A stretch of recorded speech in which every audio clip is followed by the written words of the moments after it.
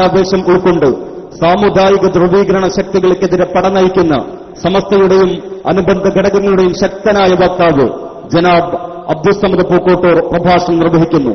സാദരം അധ്യക്ഷന് വേണ്ടി ബഹുമാനപ്പെട്ടവരെ പ്രസംഗപീഠത്തിലേക്ക് ക്ഷണിക്കുന്നു.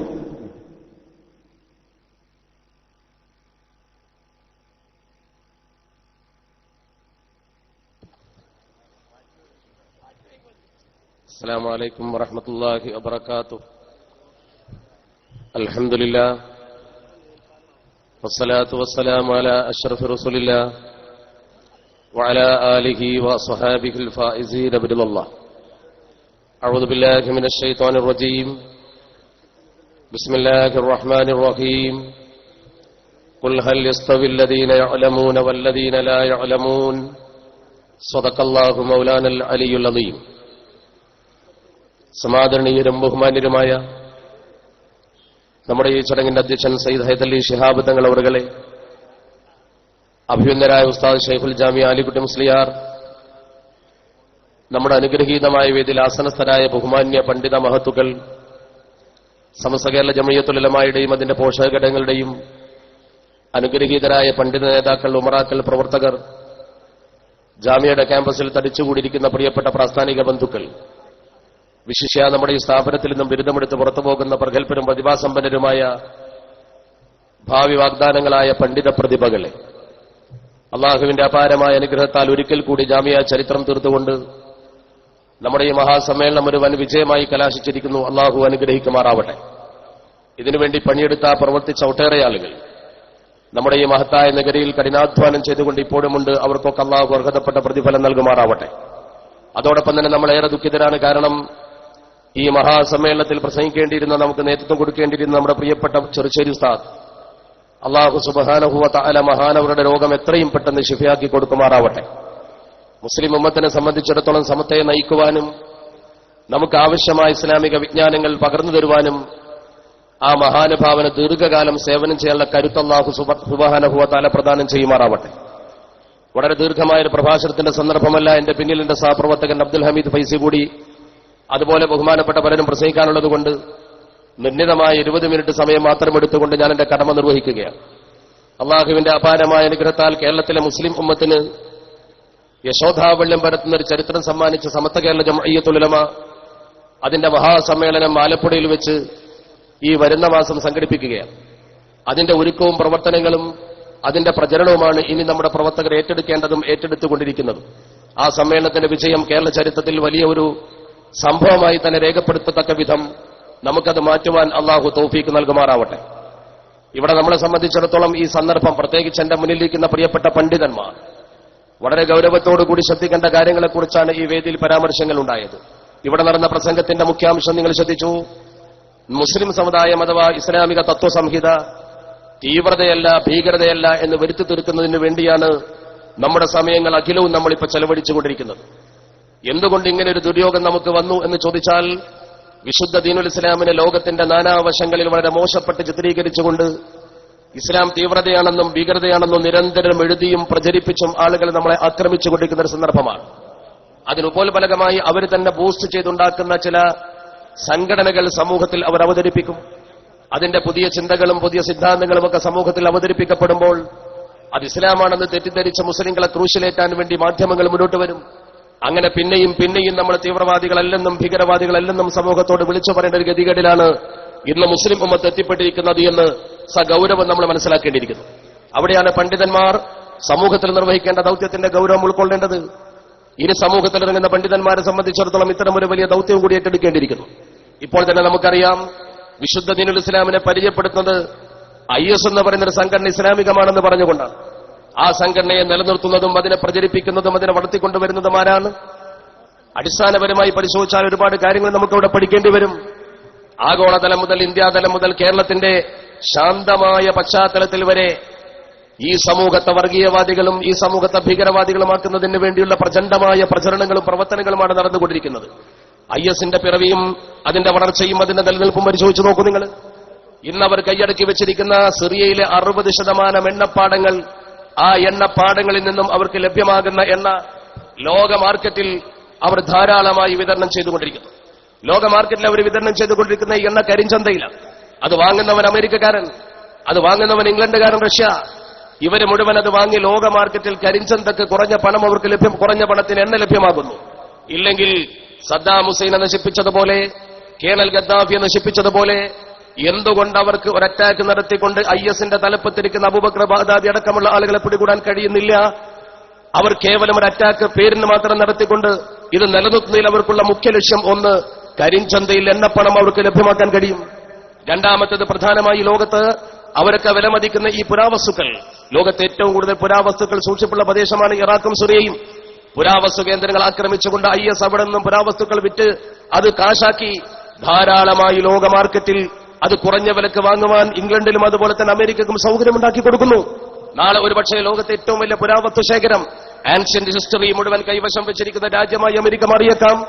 അതിനുള്ള സംവിധാനങ്ങളാണ് ഇപ്പോൾ അവർ ചെയ്തുകൊണ്ടിരിക്കുന്നത്.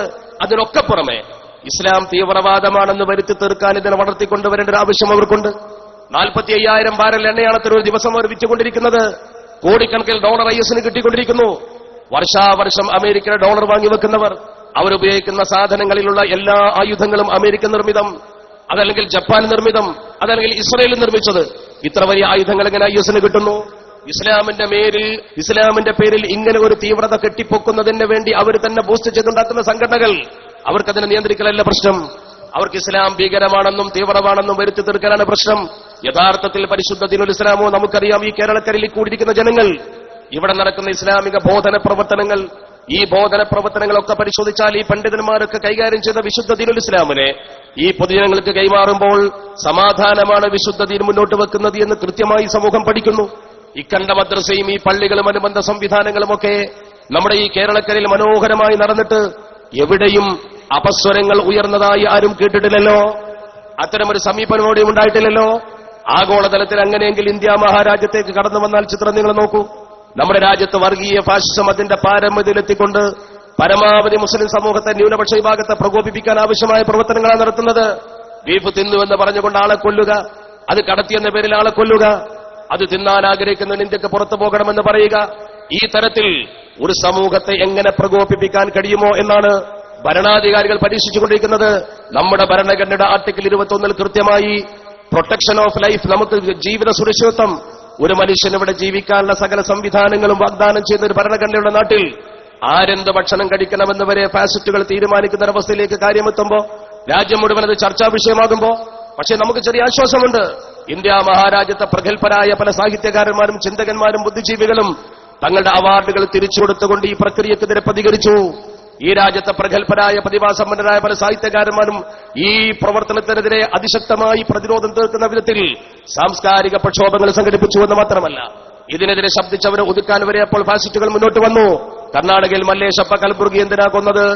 അതുപോലെ തമിഴ്നാട്ടിൽ ഒരു സാഹിത്യകാരൻ എന്തിനാ പെരുമാൾ മുരുകൻ എടുത്തു നിർത്തിയത്? ഇതൊക്കെ ചെയ്യുന്നത് ഈ സമൂഹത്തിൽ വളർന്നു വരുന്ന സൽചിന്താഗതിയെ ഇല്ലായ്മ ചെയ്യുകയും സമത്വഭാവന തകർക്കുകയും ചെയ്യുക എന്ന ഏക ഉദ്ദേശത്തോടുകൂടി മാത്രമാണ്. അതിലൊക്കെ വേദനാജനകമായ മറ്റൊരു സംഭവം നമ്മൾ പരിശോധിച്ചാൽ കാണാൻ കഴിയും. നമ്മുടെ ഈ കൊച്ചു കേരളം ഇന്ത്യ മഹാരാജ്യത്തെ എന്നും സൗഹൃദത്തിന്റെ മനോഹരമായ ഉദാഹരണം തീർത്ത ഒരു സംസ്ഥാനമാണ്.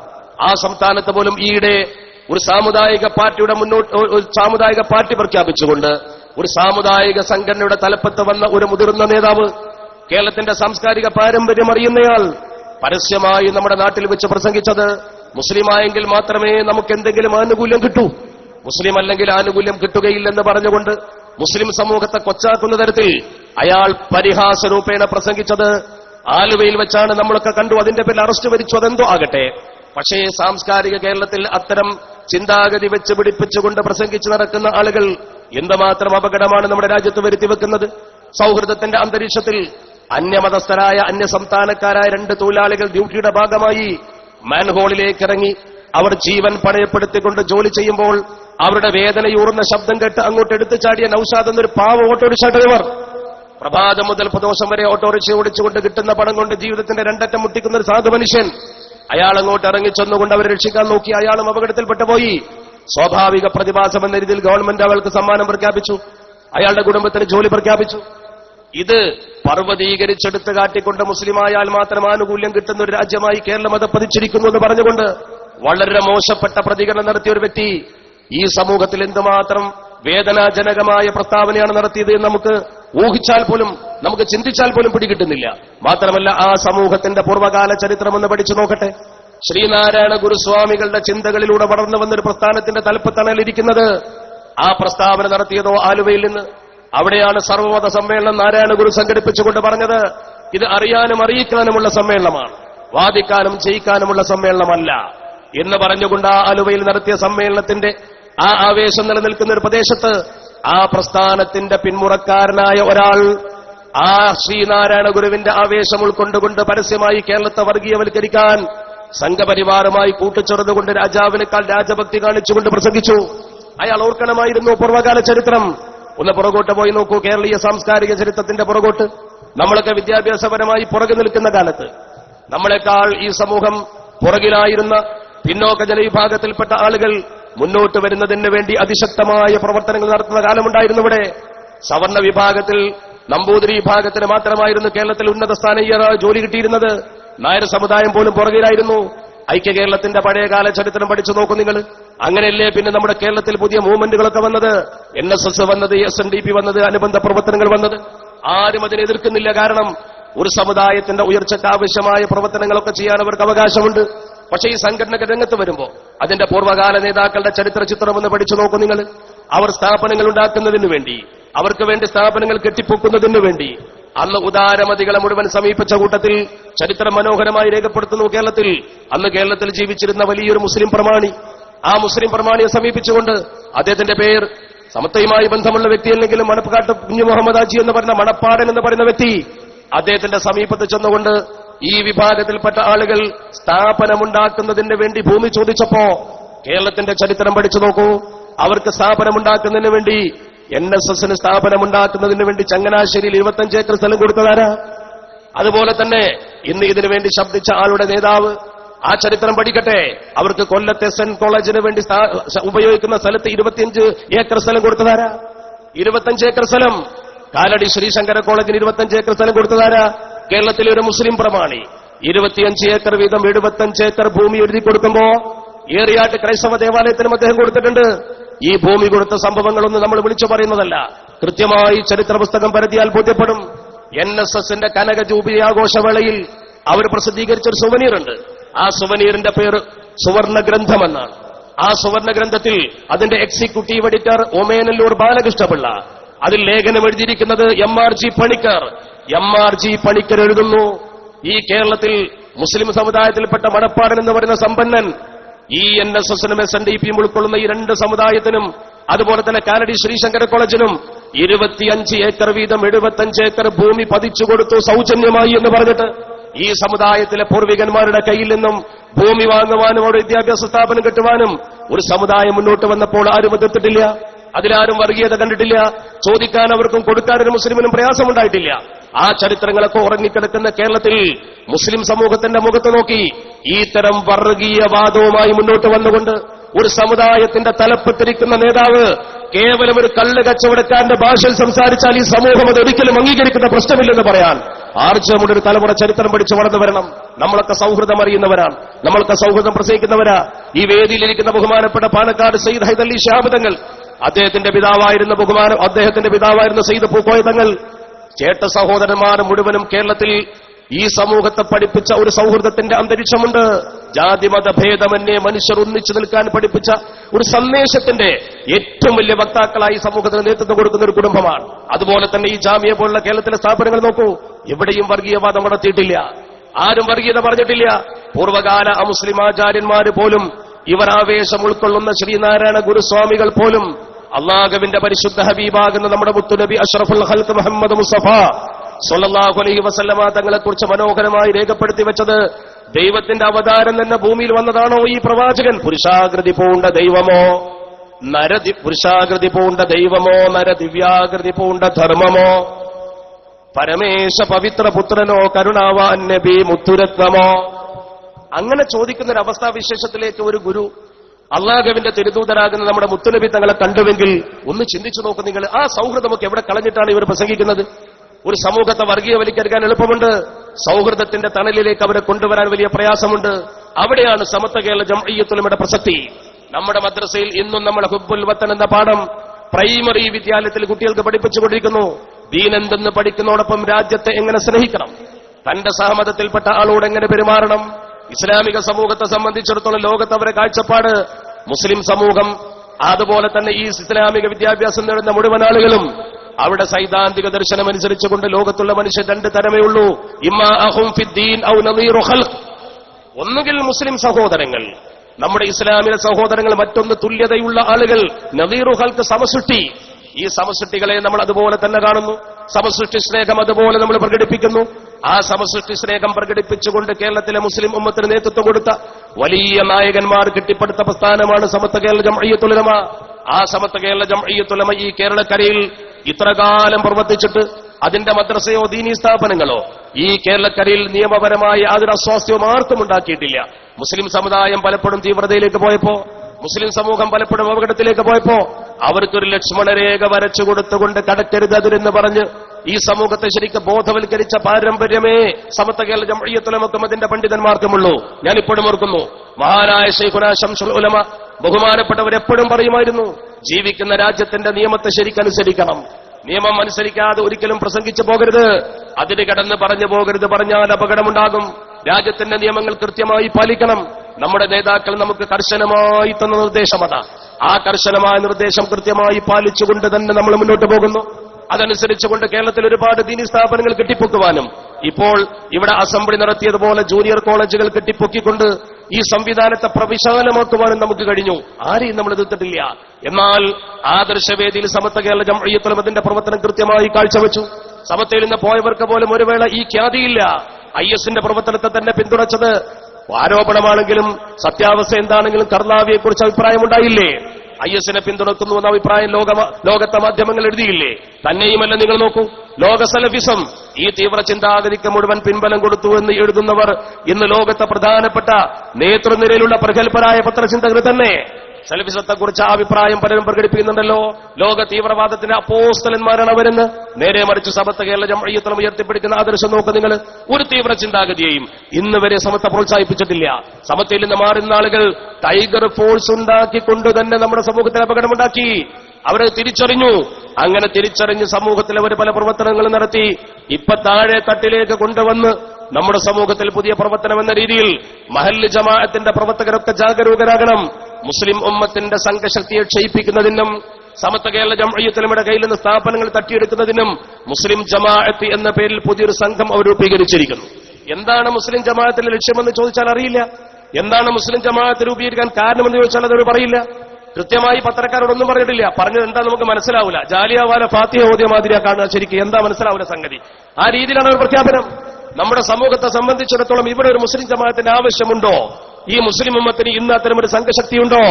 ഈ ഉമ്മത്തിനെ നയിക്കാൻ, മുസ്ലിം ജമാഅത്തിനെ നയിക്കാൻ ഈ വേദിയിലിരിക്കുന്ന പാണക്കാട് സയ്യിദ് ഹൈദർലി ശിഹാബ് തങ്ങളുടെ നേതൃത്വമുള്ള കാലത്തോളം മുസ്ലിം ഉമ്മത്തിന് മറ്റൊരു ജമാഅത്തിന്റെ ആവശ്യമില്ല എന്നുറക്കെ പ്രഖ്യാപിക്കുന്ന ഒരു മഹാസമ്മേളന നഗരിയായി നമ്മളിത് മാറ്റിക്കഴിഞ്ഞിരിക്കുന്നു. ഇനി ആലപ്പുഴയിലതാ സമത്വ കേരള ജംഇയ്യത്തുൽ ഉലമയുടെയും പാണക്കാട് സയ്യിദ് കുടുംബത്തിന്റെയും പിന്നിൽ കേരളീയ മുസ്ലിം ഉമ്മത്ത് അടിയുറച്ചു നിൽക്കുമ്പോ ഈ പ്രസ്ഥാനത്തിനെതിരെ, തീവ്രവാദ പ്രസ്ഥാനങ്ങൾക്കെതിരെ, മൂല്യച്യുതിക്കെതിരെ, അധാർമികതകൾക്കെതിരെ, ജീർണതകൾക്കെതിരെ എന്നും ഈ സമൂഹത്തിന് നേതൃത്വം കൊടുത്ത സമത്വ കേരള ജംഇയ്യത്തുൽ ഉലമ ആ ദൌത്യ നിർവഹണ വേളയിൽ കൃത്യവേദിയിൽ കൃത്യമായി നിലകൊള്ളുക തന്നെ ചെയ്യും. 90 വർഷമായി, 9 പതിറ്റാണ്ട് കാലമായി ഈ സംഘടന തുറന്നുകൊണ്ടിരിക്കുന്ന ഈ പ്രവർത്തനങ്ങളെ നെഞ്ചേറ്റിയ ഒരു സമൂഹമാണ് നമ്മുടെ മുമ്പിലുള്ളത്. അത് ഈ സമൂഹം നെഞ്ചേറ്റാൻ കാരണം ഇതിനെ നയിച്ച മഹത്തുക്കളായ പണ്ഡിതന്മാരുടെ ജീവിത വിശുദ്ധിയും അവർക്ക് അല്ലാഹു സുബ്ഹാനഹു വ തആല നൽകിയ തൗഫീഖും കൊണ്ടാണ്. നമ്മൾ ഉയർത്തിപ്പിടിച്ച ആദർശത്തിന്റെ വിശുദ്ധി, സമത്വയുടെ മഹോന്നതരായ നേതാക്കളെ നോക്കൂ നിങ്ങൾ. ഏതെങ്കിലും ആളുകൾക്കെതിരെ ഒരാരോപണം നിങ്ങൾക്ക് ഉന്നയിക്കാൻ കഴിയത്തക്ക വിധം വല്ല പ്രവർത്തനം നടന്നോ? അവരുടെ വിശുദ്ധിയെ ചോദ്യം ചെയ്യാൻ ആർക്കെങ്കിലും സാധ്യമാകുന്ന സംവിധാനമുണ്ടോ? ഒരിക്കലുമില്ലല്ലോ. 100% വിശുദ്ധരായ നേതൃത്വം, റഈസുൽ മുഹഖിഖീൻ കണ്യത്ത് ഉസ്താദ് ശംസുൽ ഉലമ പോലുള്ള മഹാരഥന്മാർ ഈ സമൂഹത്തെ നയിച്ചിരുന്ന കാലഘട്ടത്തിൽ അവർ നമുക്ക് തന്ന നേതൃത്വം എന്നും നമ്മൾ ഉൾക്കൊണ്ടുകൊണ്ട് മുന്നോട്ട് പോകുന്നു. അവർ സമൂഹത്തിൽ ചെലുത്തിയ സ്വാധീനം ഇന്നും ഈ ഉമ്മത്തെ ഏറ്റുപിടിക്കുന്നു. ആ ഉമ്മത്തിന്റെ പിൻബലം ഈ സമൂഹത്തിന്റെ കൂടെയുള്ളപ്പോ സമത്വ കേരള ജംഇയ്യത്തുൽ ഉലമക്ക് ആരെയും ഭയപ്പെടേണ്ടതില്ല. പക്ഷേ ഇവിടെ കൂടി നിൽക്കുന്ന മഹല്ല് ജമാഅത്തിന്റെ ഉത്തരവാദപ്പെട്ട ഭാരവാഹികൾ ശ്രദ്ധിക്കണം. നമ്മുടെ മഹല്ലുകൾ, നമ്മുടെ മദ്രസകൾ സമത്വക്കൊപ്പം തന്നെ നിർത്തുവാനും നമ്മുടെ സമ്മേളനത്തോടനുബന്ധിച്ചുകൊണ്ട് അതിന്റെ പ്രവർത്തനം ഒന്നുകൂടി ഊർജിതപ്പെടുത്തുവാനും ഈ മഹല്ലും മദ്രസയും കൈവശപ്പെടുത്താൻ ജമാഅത്തുമായി ഇറങ്ങിത്തിരിച്ചിരിക്കുന്ന ആളുകളെ തിരിച്ചറിയുവാനുമുള്ള ഒരു ബോധനം നിങ്ങൾ നിർവഹിച്ചേ പറ്റൂ. അതോടൊപ്പം എന്റെ മുമ്പിലിരിക്കുന്ന പ്രിയപ്പെട്ട യുവ പണ്ഡിതന്മാർ, അധർമ്മത്തിന്റെ തേരിലേറി സമൂഹം സഞ്ചരിക്കുന്ന ഒരു കാലഘട്ടമാണ്. ചുംബന സമരത്തിന്റെ പേരിലും അതുപോലെ തന്നെ വൃത്തിഹീനമായ നടപടിക്രമത്തിന്റെ പേരിലും നമ്മുടെ യുവത വഴിതെറ്റുമ്പോൾ അവരെ നേർവഴിക്ക് കൊണ്ടുവരേണ്ട ഉത്തരവാദിത്തം നിങ്ങൾക്കുണ്ട്. അതുപോലെ തന്നെ തീവ്രത ഈ സമൂഹത്തെ കാണിച്ച് ആരോപിക്കുമ്പോൾ പരിശുദ്ധ പ്രവാചകർ ഈ സമൂഹത്തോട് പറഞ്ഞ ഒരു സമൂഹത്തിൽ എല്ലാം ഭംഗിയാകണമെങ്കിൽ റിഫ്ത് വേണം, മൃദുലത വേണം. അത് പിൻവലിക്കപ്പെട്ടാൽ അഥവാ മൃദുലത പോയാൽ, തീവ്രത തൽസ്ഥാനത്ത് കടന്നു വന്നാൽ ഈ ഉമ്മത്തിന്റെ വ്യക്തിത്വം നശിക്കും, അത് വൃത്തികേടാകും എന്ന് പഠിപ്പിച്ച പരിശുദ്ധ പ്രവാചകരുടെ അധ്യാപനം മുറുകെ പിടിച്ചുകൊണ്ട് സമൂഹമധ്യ ബോധനം നടത്താൻ കെൽപ്പുള്ളൊരു തലമുറ വളർത്തിക്കൊണ്ടുവരണം. അതാണ് നമ്മുടെ ദൗത്യം. ആ ദൗത്യ നിർവഹണമാണ് ഇന്ന് നമ്മുടെ സമുദായം ഏറ്റെടുക്കേണ്ടത് എന്ന ഈ പ്രഖ്യാപനമാണ് ശരിക്കും നമ്മുടെ സമ്മേളനം ആലപ്പുഴയിൽ വെച്ച് നടക്കുമ്പോൾ നമ്മൾ നടത്താൻ ഉദ്ദേശിക്കുന്നത്. ആ സമ്മേളനത്തിൽ വെച്ചുകൊണ്ട് മഹല്ലുകൾക്കുള്ള മാർഗരേഖ ക്യാമ്പിൽ വെച്ച് നൽകുകയും അതോടൊപ്പം തന്നെ ഒരു പുതിയ പ്രവർത്തനം തെക്കൻ കേരളത്തിലേക്ക് വ്യാപിച്ചുകൊണ്ട് തെക്കൻ കേരളം കൈയടക്കി വെക്കാൻ മോഹിക്കുന്ന ചില ആളുകളുടെ കയ്യിൽ നിന്നും ആ മഹല്ലുകളും മദ്രസകളും സമത്വയിലേക്ക് തന്നെ തിരിച്ചു കൊണ്ടുവരുവാനും സമത്വ കേരള ജംഇയ്യത്തുൽ ഉലമ കേരളത്തിലെ ഏറ്റവും വലിയ അജയ്യ ശക്തിയാണെന്ന് ഒരിക്കൽ കൂടി തെളിയിക്കുന്ന ഒരു മഹാസമ്മേളനമാക്കി മാറ്റുവാനും നിങ്ങളുടെ മുഴുവൻ പിൻബലവും നിങ്ങളുടെ മുഴുവൻ സഹായവും സഹകരണവും ഈ പ്രസ്ഥാനത്തിന് ആവശ്യമുണ്ടെന്ന് സൂചിപ്പിക്കുവാനാണ് ഞാൻ ഈ സന്ദർഭം ഉപയോഗപ്പെടുത്തുന്നത്. സമയം വൈകിയിട്ടില്ലെങ്കിലും 20 മിനിറ്റ് പ്രസംഗം ക്രമീകരിക്കപ്പെടുത്തിയതുകൊണ്ട് സമയദൈർഘ്യമുണ്ടാക്കാൻ ഞാൻ ആഗ്രഹിക്കുന്നില്ല. അള്ളാഹു അനുഗ്രഹിക്കുമാറാവട്ടെ. വആഖിറു ദഅവാനാ അൽഹംദുലില്ലാഹി റബ്ബിൽ ആലമീൻ. അസ്സലാമു അലൈക്കും വറഹ്മത്തുള്ളാഹി വബറകാതുഹു.